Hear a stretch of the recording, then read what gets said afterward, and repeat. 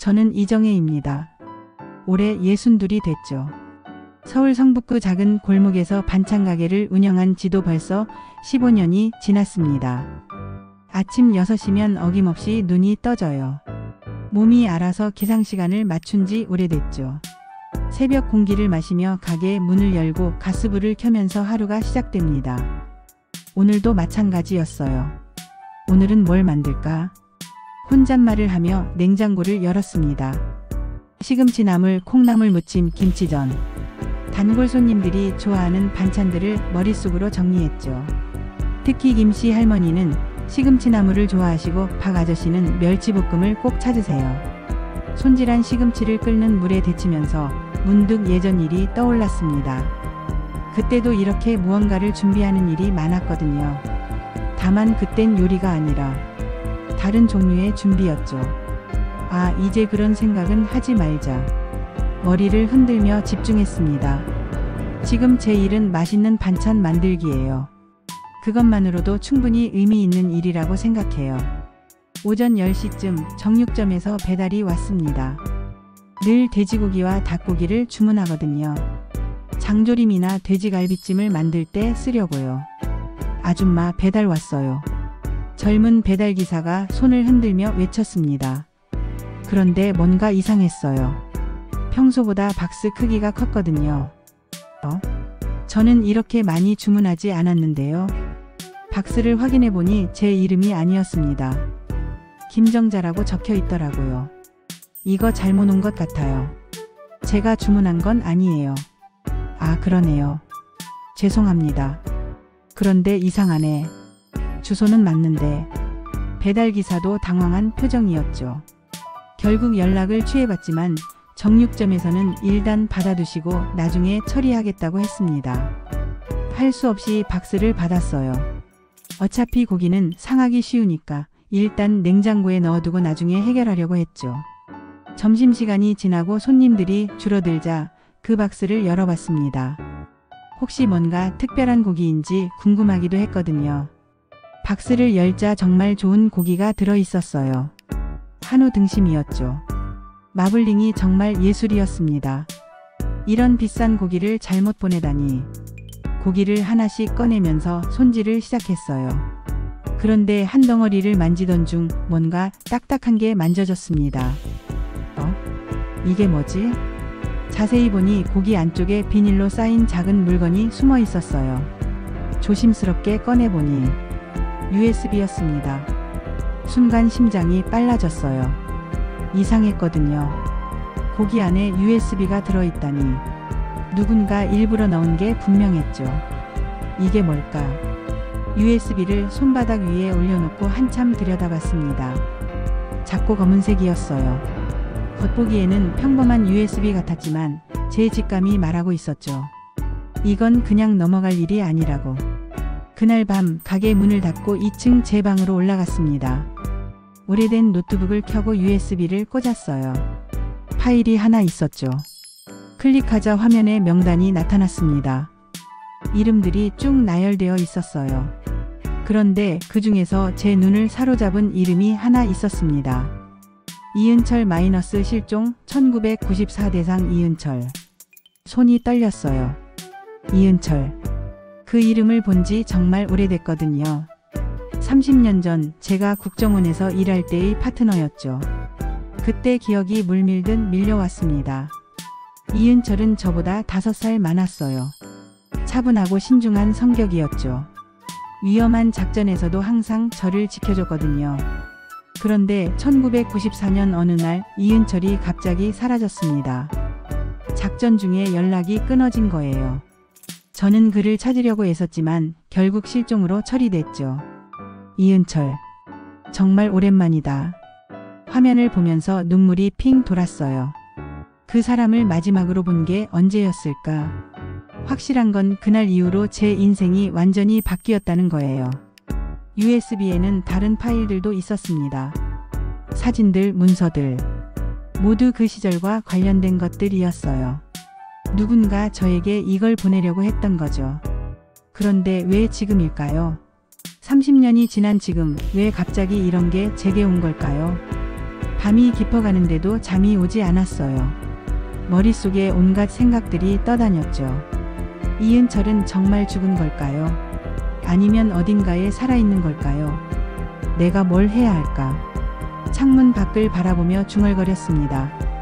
평범한 반찬가게 아줌마로 살아가던 제 일상이 하루아침에 흔들리기 시작했어요.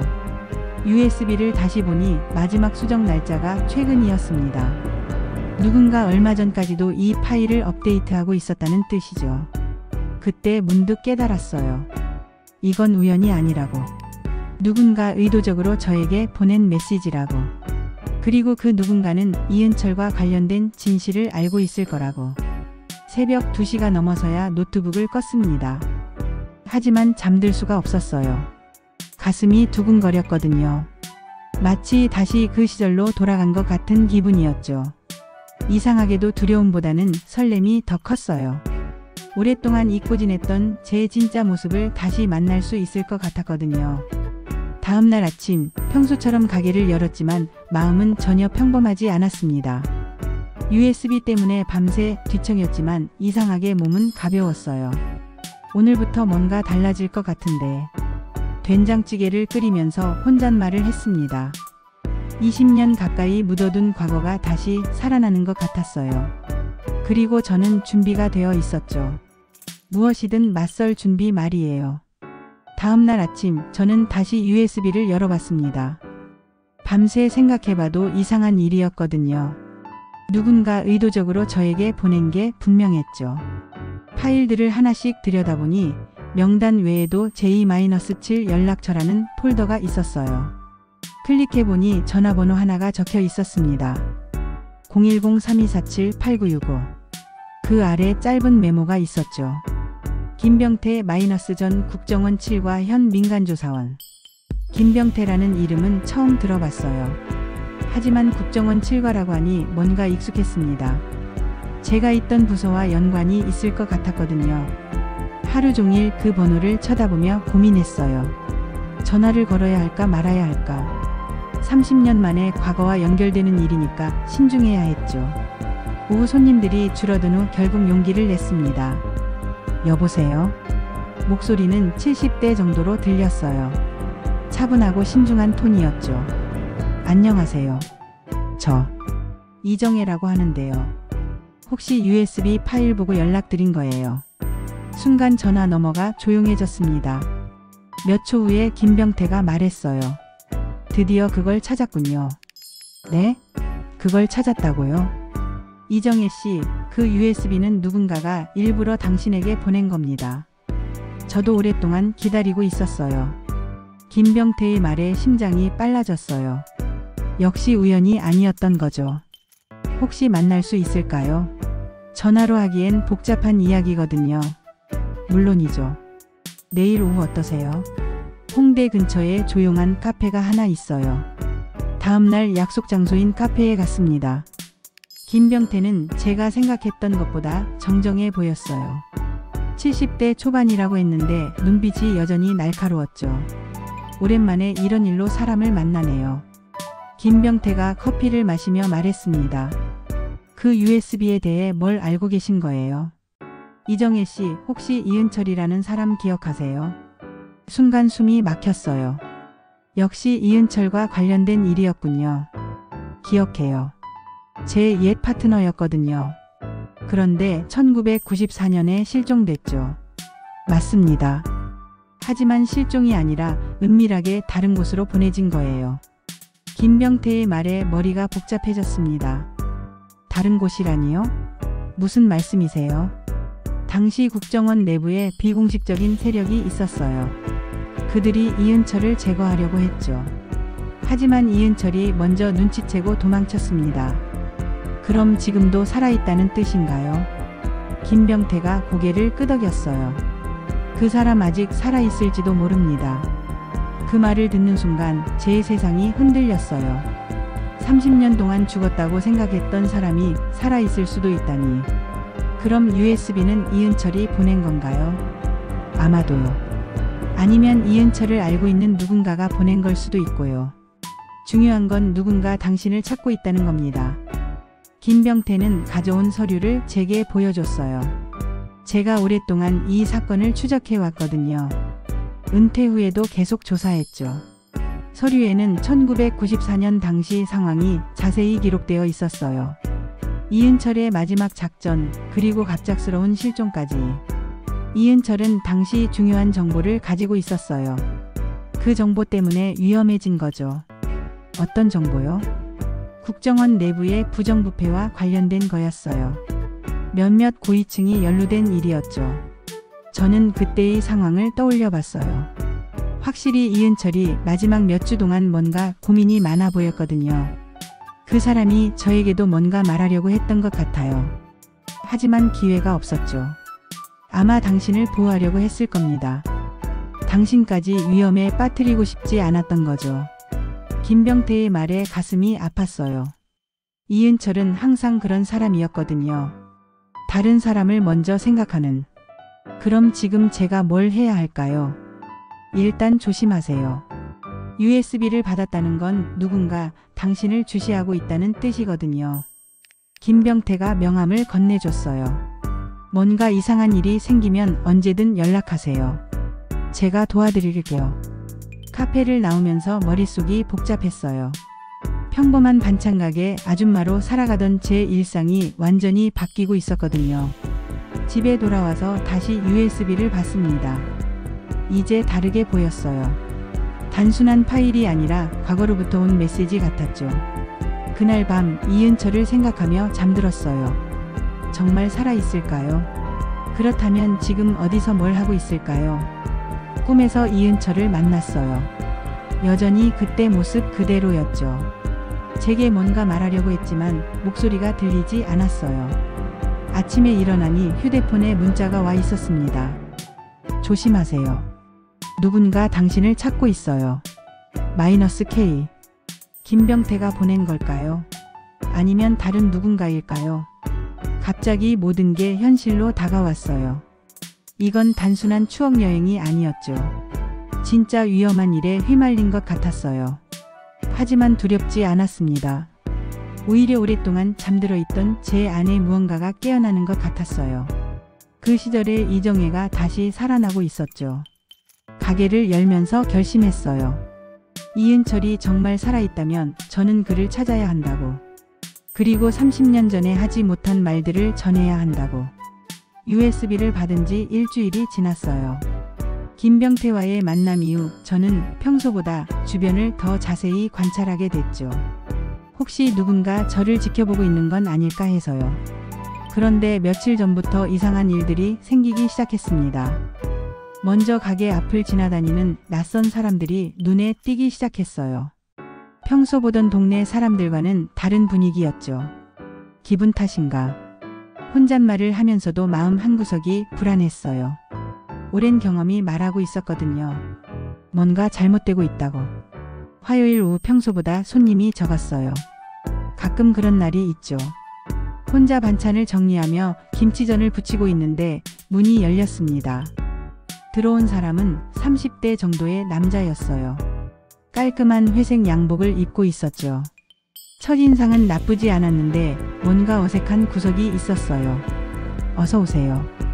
인사를 했지만 그 남자는 대답하지 않았어요. 그냥 반찬들을 둘러보기만 했죠. 뭘 찾으세요? 추천해 드릴까요? 아, 네. 그냥 둘러보는 중이에요. 말투가 부자연스러웠어요. 마치 한국어에 익숙하지 않은 사람 같았죠. 하지만 외국인 같지는 않았어요. 그 남자는 한참 동안 반찬들을 보더니 갑자기 제게 물었습니다. 된장 고추장아찌는 여전히 좋네요. 순간 온몸이 얼어붙었어요. 된장 고추장아찌. 그건 제가 국정원에서 일할 때 사용하던 암호였거든요. 작전 성공을 의미하는 코드였죠. 뭐라고 하셨죠? 최대한 침착하게 물었지만 목소리가 떨리는 걸 느낄 수 있었어요. 아, 된장 고추장아찌 맛있겠다고 했어요. 그 남자가 웃으며 말했지만 제 눈을 똑바로 보고 있었어요. 분명히 의도가 있는 말이었죠. 그럼 포장해 드릴까요? 아니요, 오늘은 그냥 둘러본 것뿐이에요. 다음에 다시 올게요. 그 남자는 아무것도 사지 않고 나갔어요. 하지만 나가면서 다시 한번 저를 돌아봤죠. 문이 닫히자 다리에 힘이 빠졌어요. 의자에 주저앉으며 심호흡을 했습니다.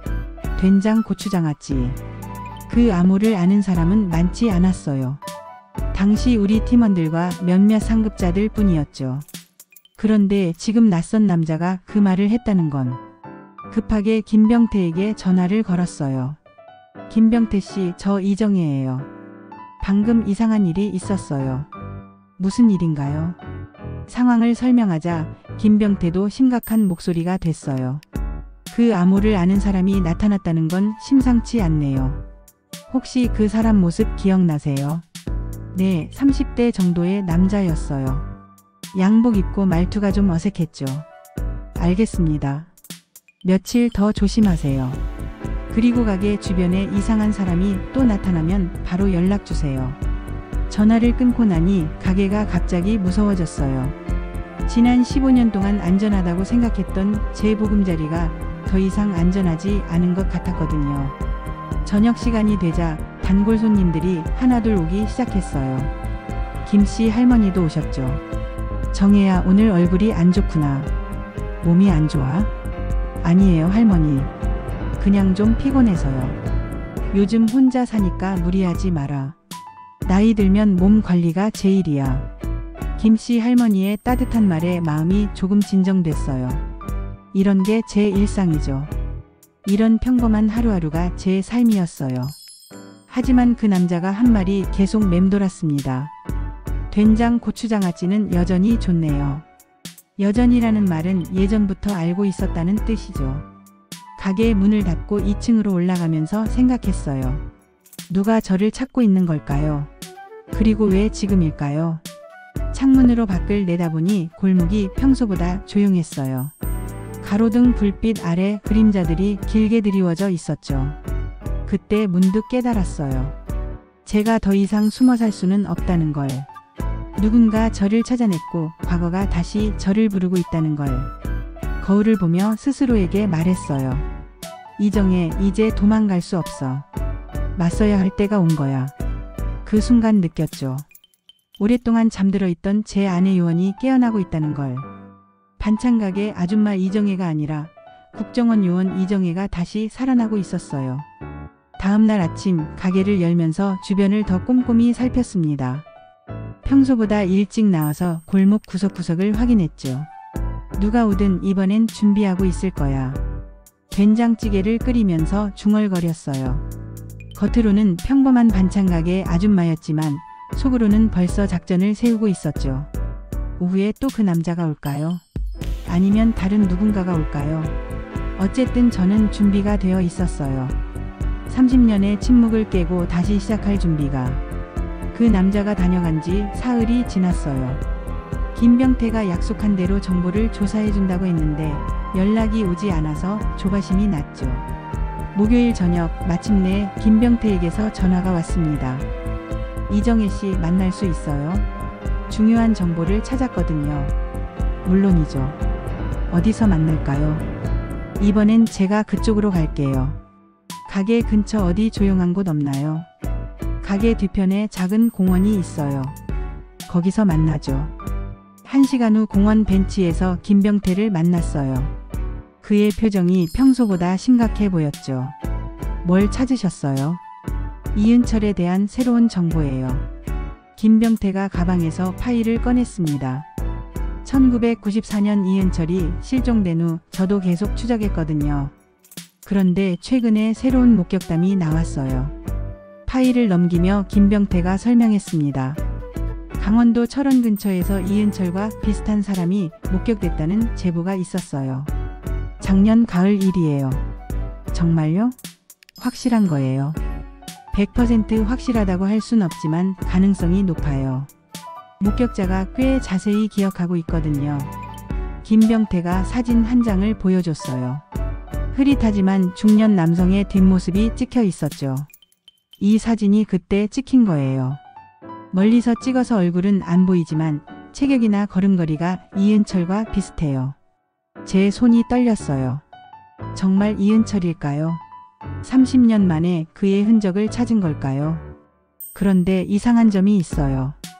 김병태의 목소리가 낮아졌습니다.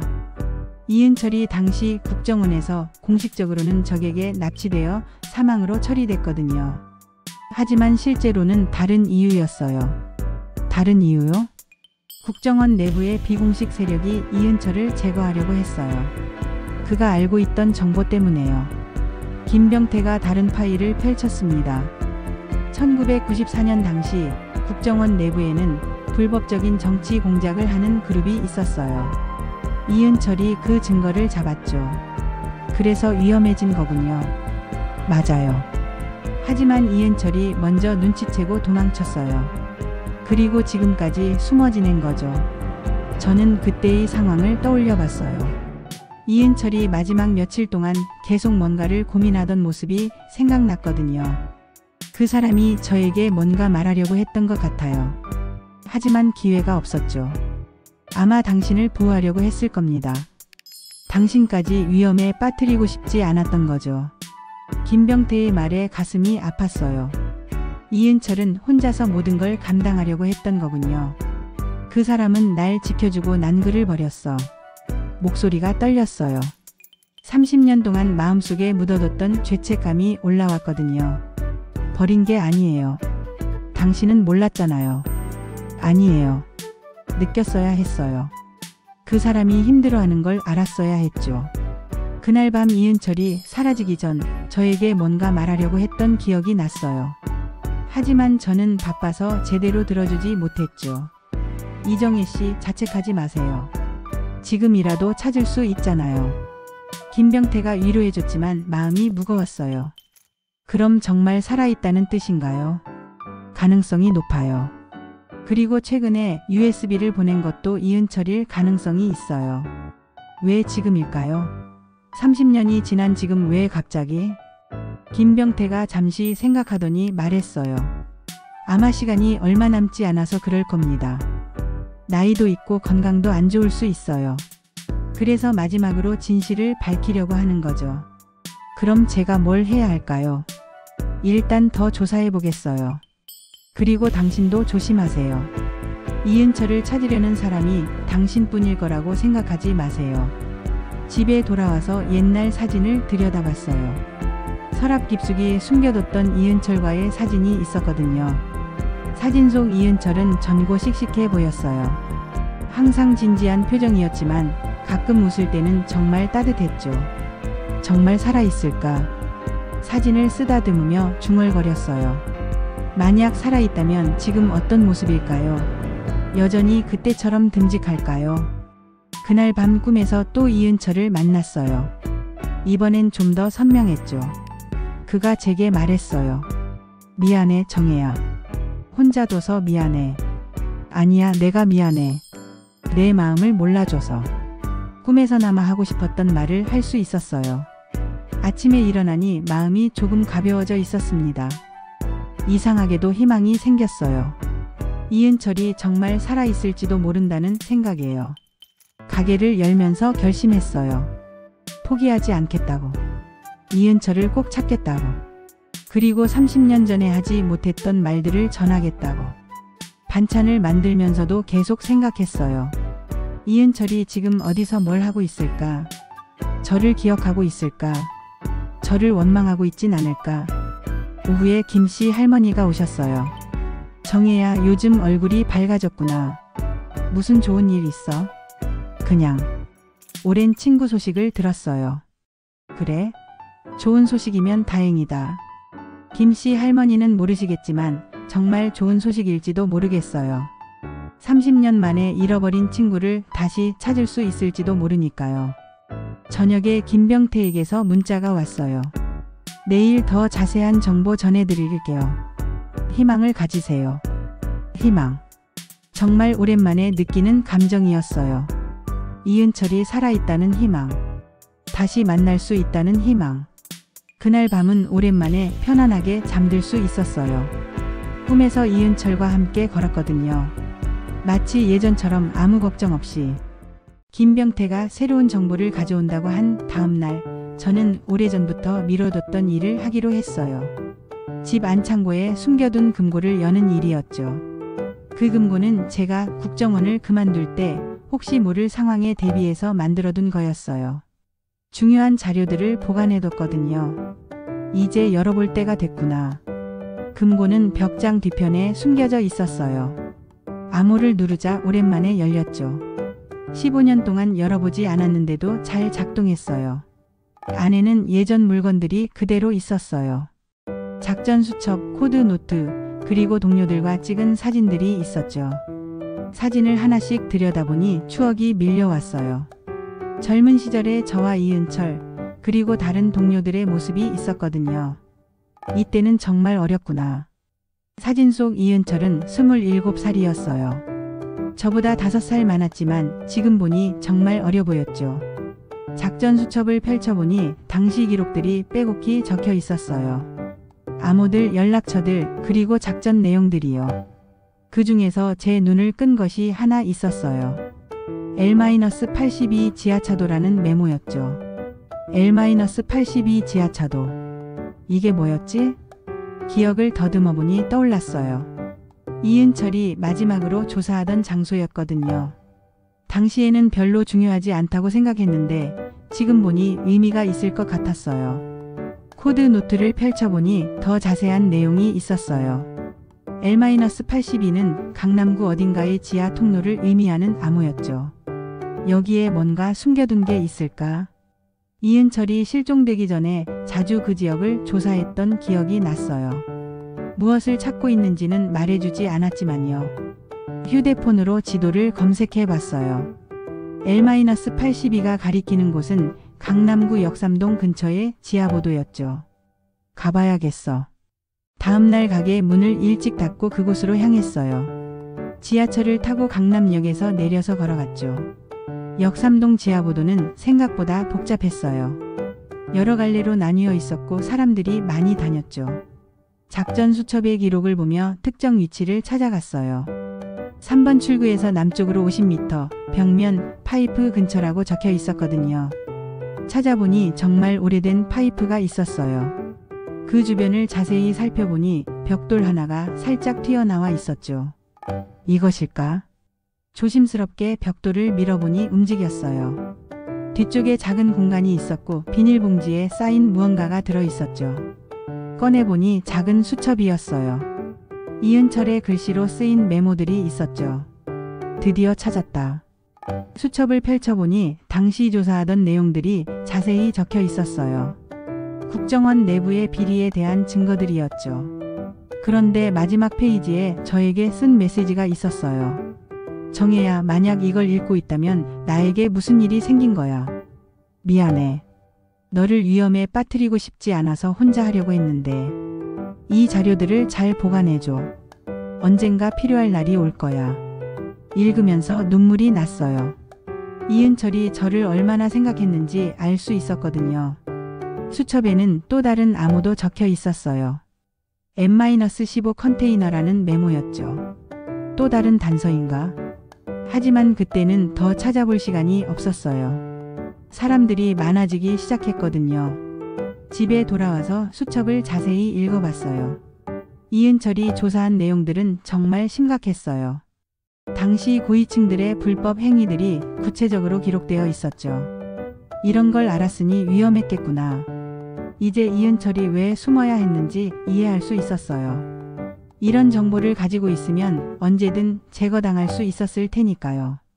저녁에 김병태에게 전화했어요. 김병태 씨, 중요한 걸 찾았어요. 뭘 찾으셨어요? 이은철이 남긴 자료예요. 당시 조사하던 내용들이 다 들어있어요. 대단하네요. 그럼 만나서 얘기해요. 다음날 김병태와 만나서 수첩을 보여줬어요. 그도 놀라는 표정이었죠. 이런 자료가 있었군요. 이제 퍼즐이 맞춰지기 시작해요. M-15 컨테이너라는 암호도 있어요. 이게 뭘까요? 김병태가 생각해보더니 말했어요. 아마 인천항이나 부산항의 컨테이너일 가능성이 높아요. 당시 그쪽을 통한 밀수 사건들이 많았거든요. 그럼 거기도 가봐야 할까요? 일단 더 조사해보겠어요. 혼자 위험한 곳에 가지는 마세요. 집에 돌아와서 수첩을 다시 읽어봤어요. 이은철의 마지막 메시지를 보면서 생각했죠. 그 사람은 저를 보호하려고 혼자서 위험을 감수했어요. 그런데 저는 그때 그의 마음을 몰라줬죠. 이번엔 내가 찾아갈게. 수첩을 가슴에 안으며 다짐했어요. 이은철이 어디 있든 꼭 찾아내겠다고. 그리고 30년 전에 하지 못했던 말을 하겠다고. 그날 밤 꿈에서 젊은 시절의 이은철을 만났어요. 그가 저에게 웃으며 말했죠. 정혜야, 고마워. 내가 찾아줘서 고마워. 꿈에서 깨어나니 새벽이었어요. 하지만 마음은 따뜻했어요. 이은철과 다시 연결된 것 같은 기분이었거든요. 가게를 열면서 생각했어요. 오늘도 평범한 하루처럼 보이겠지만 제 마음속에서는 큰 변화가 일어나고 있다고. 과거와 현재가 만나고 있다고. N-15 컨테이너의 단서를 찾기 위해 김병태와 함께 인천항으로 향했어요. 이른 아침에 만나서 차로 출발했죠. 정말 여기에 뭔가 있을까요? 가능성은 있어요. 이은철이 그냥 적어둔 건 아닐 테니까. 인천항에 도착하니 생각보다 넓었어요. 수많은 컨테이너들이 줄지어 서 있었죠. N-15가 정확히 어디를 가리키는 걸까요? 일단 관리사무소에 가서 물어보죠. 하지만 관리사무소에서는 별다른 정보를 주지 않았어요. 오래된 기록이라 확인하기 어렵다고 했죠. 그럼 직접 찾아봐야겠네요. 항구를 돌아다니며 N-15라는 표시를 찾았어요. 1시간 정도 지나서야 해당 구역을 발견했죠. 그런데 그곳에는 컨테이너가 없었어요. 빈 공간만 있었죠. 이상하네요. 분명히 여기인 것 같은데. 김병태도 의아해했어요. 지도상으로는 맞는 위치였거든요. 그때 한항만 직원이 다가왔어요. 뭘 찾으세요? N-15 구역을 찾고 있어요. 아, 거기는 작년에 재배치됐어요. 지금은 저쪽에 있어요. 직원이 가리킨 곳으로 가보니 정말 N-15 표시가 있었어요. 하지만 컨테이너들은 모두 새 것이었죠. 30년 전 컨테이너는 이미 없어진 것 같네요. 실망하고 있는데 갑자기 김병태가 제 팔을 잡았어요. 이정혜 씨, 우리를 지켜보는 사람들이 있어요. 돌아보니 정말 낯선 남자들이 멀리서 저희를 보고 있었어요. 3명 정도였죠. 언제부터 있었을까요? 아마 처음부터 따라온 것 같아요. 조심스럽게 빠져나가죠. 하지만 늦었어요. 그 남자들이 저희 쪽으로 다가오기 시작했거든요. 어떻게 하죠? 일단 사람들이 많은 곳으로 가요. 급하게 관리사무소 방향으로 걸었지만 그들도 계속 따라왔어요. 이정혜 씨. 갑자기 뒤에서 부르는 소리가 들렸어요. 돌아보니 그 남자들이 더 가까이 와 있었죠. 뛰어요. 김병태와 함께 뛰기 시작했어요. 하지만 나이가 있다 보니 빨리 뛸 수가 없었죠. 저쪽으로. 컨테이너 사이로 숨으려고 했지만 그들이 더 빨랐어요. 결국 포위당하고 말았죠. 이정혜 씨죠? 그중 한 명이 말했어요. 40대 정도로 보이는 남자였죠. 누구세요? 왜 저희를 따라왔어요? 잠시 대화를 좀 나누고 싶어서요. 무슨 대화요? USB에 대한 얘기요. 그리고 이은철에 대한 얘기도요. 순간 소름이 돋았어요. 역시 우연이 아니었군요. 저희가 여기 온 것도 다 알고 있었던 거예요. 뭘 원하는 거예요? 간단해요. 이은철이 어디 있는지만 알려주세요. 모르는데요.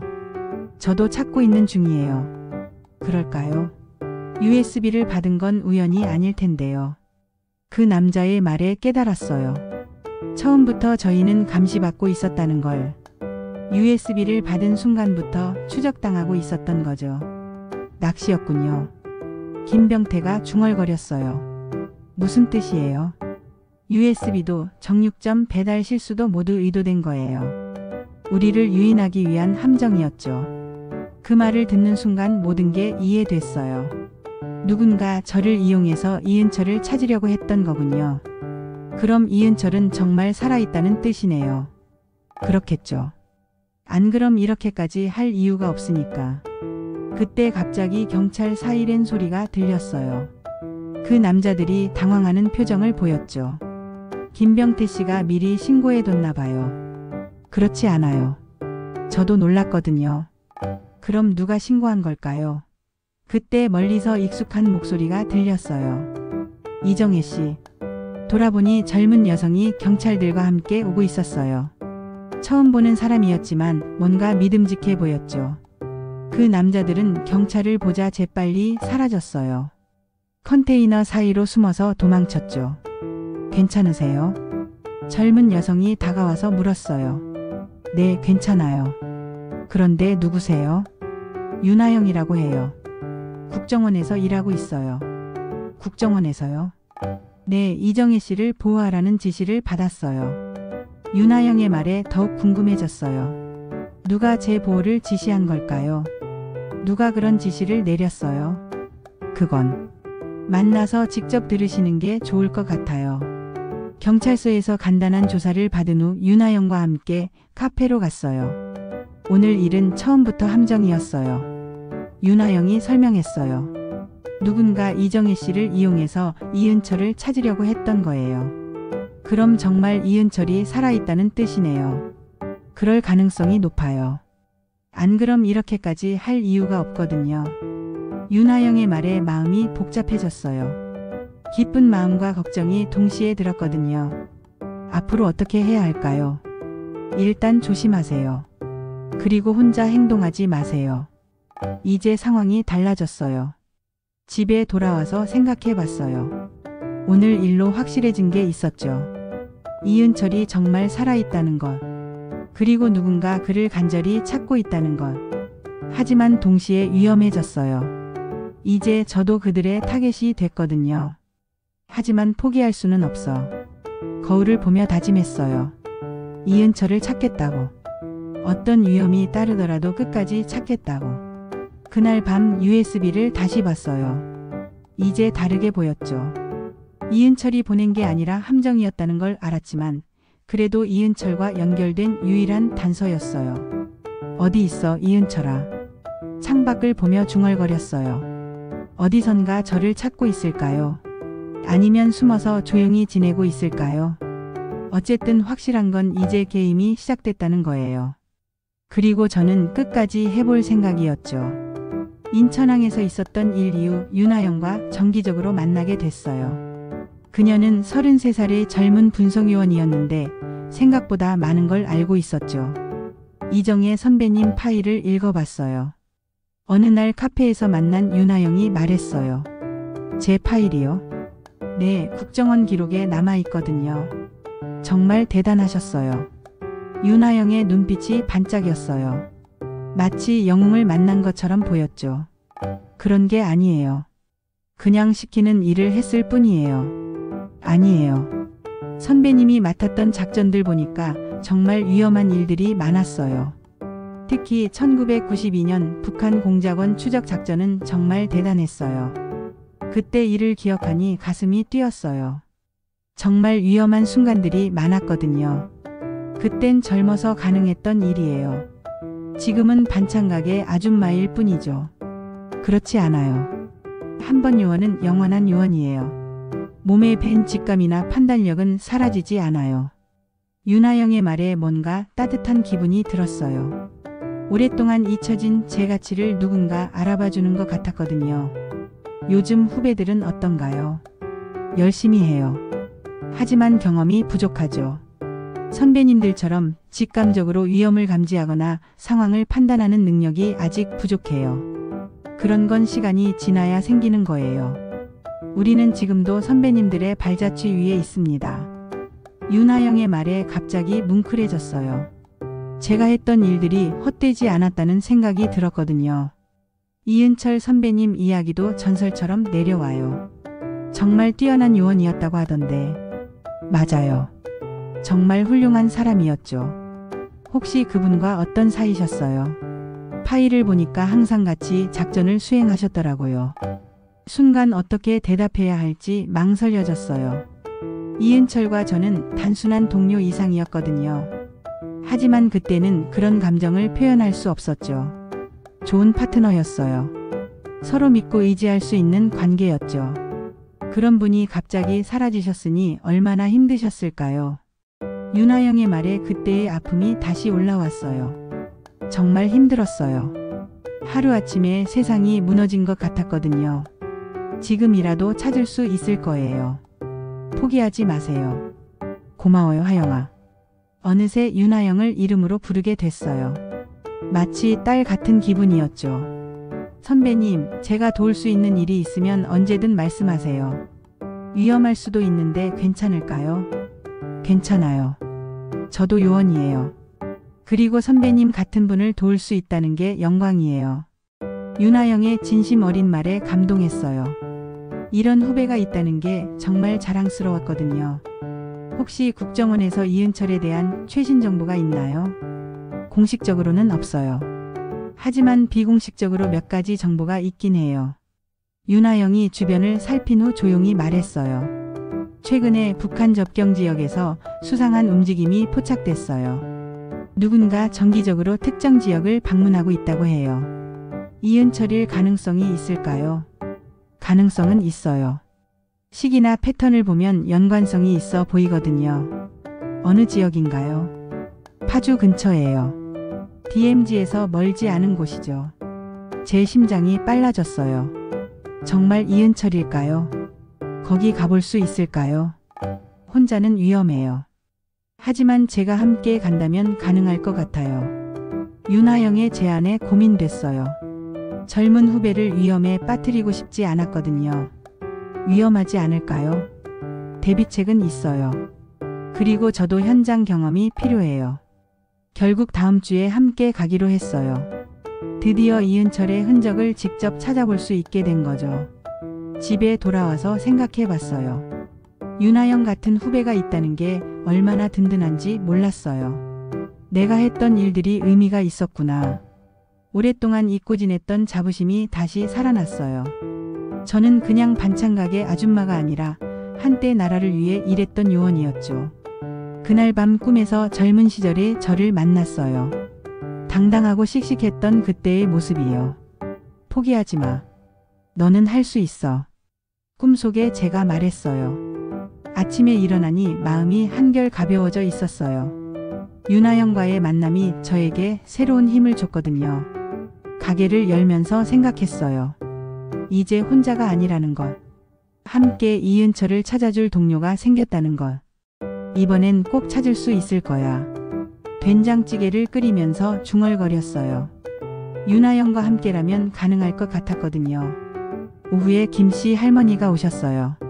정혜야, 요즘 정말 밝아졌구나. 무슨 일이야? 좋은 사람들을 만났어요. 그래? 젊은 사람들이야. 네, 정말 좋은 후배를 만났어요. 김씨 할머니는 모르시겠지만 저에게는 정말 소중한 만남이었어요. 윤하영 덕분에 다시 살아갈 이유를 찾은 것 같았거든요. 저녁에 윤하영에게서 문자가 왔어요. 선배님, 내일 작전 계획 세워서 연락드릴게요. 꼭 찾아드릴게요. 그 문자를 보면서 눈물이 핑 돌았어요. 이런 후배가 있다는 게 얼마나 고마운지 몰랐거든요. 고마워, 하영아. 휴대폰에 대고 중얼거렸어요. 혼자가 아니라는 게 이렇게 큰 힘이 되는 줄 몰랐어요. 그날 밤은 정말 편안하게 잠들 수 있었어요. 오랜만에 희망이 생겼거든요. 이은철을 찾을 수 있다는 희망이요. 꿈에서 이은철과 윤하영을 함께 만났어요. 세 사람이 함께 웃고 있었죠. 마치 가족 같은 느낌이었어요. 아침에 일어나니 정말 좋은 기분이었어요. 오늘부터 새로운 시작인 것 같았거든요. 윤하영과 함께 이은철을 찾는 새로운 여행의 시작이요. 윤하영과 함께 파주 지역을 조사한 지 일주일이 지났어요. 몇 번의 탐문 끝에 드디어 결정적인 단서를 찾았죠. 선배님, 확실한 정보를 얻었어요. 윤하영이 흥분된 목소리로 전화했어요. 무슨 정보요? 서울 외곽에 있는 선명요양원이라는 곳이에요. 거기에 이은철 선배님과 비슷한 분이 계신다고 해요. 심장이 쿵쾅거렸어요. 드디어 이은철을 만날 수 있는 걸까요? 확실한 건가요? 90% 확실해요. 나이도 맞고 특징도 비슷해요. 그리고 그분이 가끔 정혜라는 이름을 중얼거린다고 해요. 그 말을 듣는 순간 눈물이 나려고 했어요. 정말 이은철이 저를 기억하고 있었던 거군요. 언제 가볼 수 있을까요? 내일 오후 어떠세요? 제가 미리 연락해서 면회 약속을 잡을게요. 그날 밤은 잠이 오지 않았어요. 30년 만에 이은철을 만난다는 생각에 두근거렸거든요. 뭐라고 말하지? 거울을 보며 연습해 봤어요. 하지만 무슨 말을 해야 할지 모르겠더라고요. 다음 날 마지막으로 가게에서 도시락을 준비했어요. 이은철이 좋아했던 반찬들로만 구성했죠. 된장, 고추장아찌, 시금치나물, 멸치볶음, 그리고 김치전까지. 모두 그 사람이 좋아했던 것들이었어요. 혹시 기억할까? 도시락을 포장하면서 눈물이 핑 돌았어요. 윤하영과 함께 요양원으로 향했어요. 차 안에서 계속 떨렸죠. 괜찮으세요? 네, 그냥 좀 떨려서요. 이해해요. 30년 만에 재회니까요. 요양원에 도착하니 생각보다 조용하고 평온한 곳이었어요. 직원분이 안내해줬죠. 이은철 어르신은 평소에 말씀이 별로 없으세요. 하지만 오늘은 왠지 기다리시는 것 같았어요. 복도를 걸으면서 심장이 터질 것 같았어요. 정말 이은철일까요? 저를 알아볼까요? 저기 계세요. 직원이 가리킨 방향을 보니 창가에 앉아있는 한 노인이 보였어요. 뒷모습이었지만 뭔가 익숙했죠. 이은철 씨? 조심스럽게 불러봤어요. 천천히 고개를 돌리는 그 노인. 흰 머리 깊게 패인 주름, 하지만 여전히 익숙한 눈빛. 이은철. 정말 이은철이었어요. 많이 늙었지만 분명히 그 사람이었죠. 정혜야. 이은철이 떨리는 목소리로 제 이름을 불렀어요.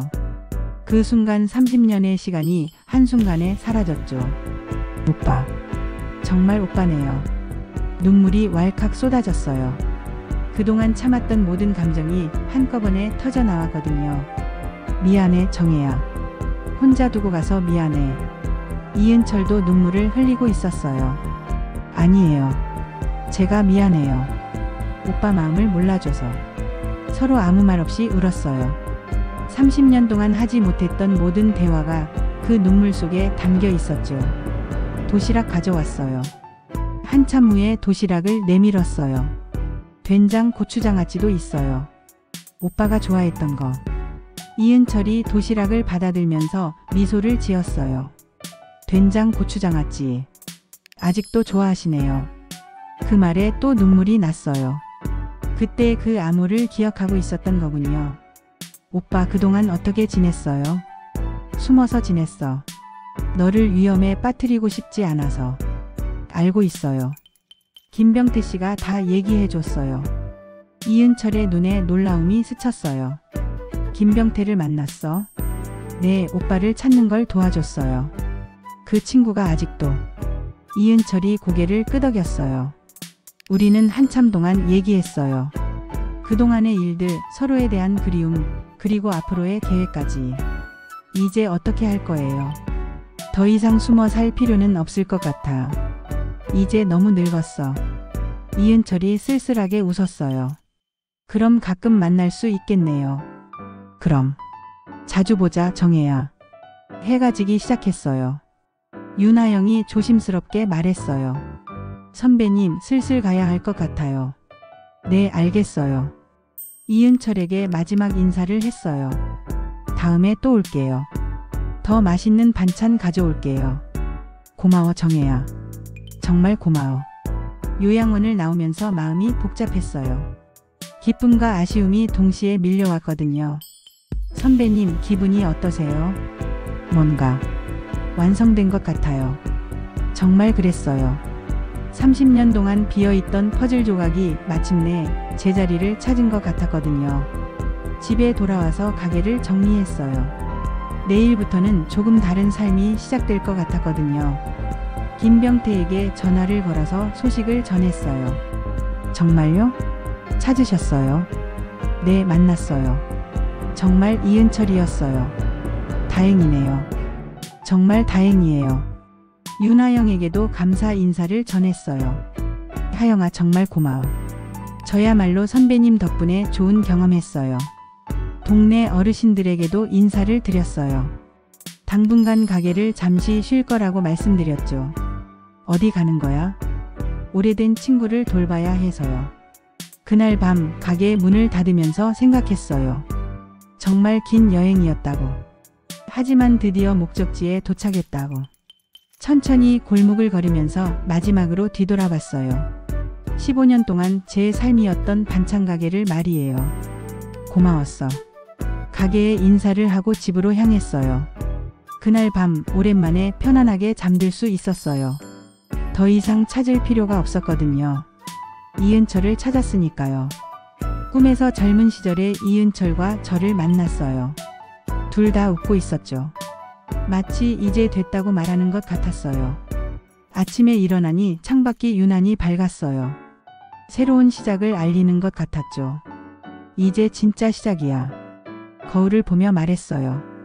이은철과 함께 남은 시간을 보내는 새로운 삶의 시작이었어요. 우리는 잊힌 자들이 아니에요. 지금도 어딘가에서 누군가의 기억을 지키고 있는 사람들이죠. 그리고 그 기억들이 모여서 오늘의 우리를 만들었어요. 반찬가게 아줌마 이정혜의 이야기는 끝났지만 이은철과 함께하는 새로운 이야기가 시작된 거예요. 30년을 기다린 만큼 이제는 정말 행복할 수 있을 것 같았어요. 된장찌개 냄새와 함께 시작된 이 모든 일이 결국 사랑하는 사람과의 재회로 끝났어요. 그보다 더 완벽한 결말이 있을까요? 저는 이정혜입니다. 그리고 이것이 제 이야기예요.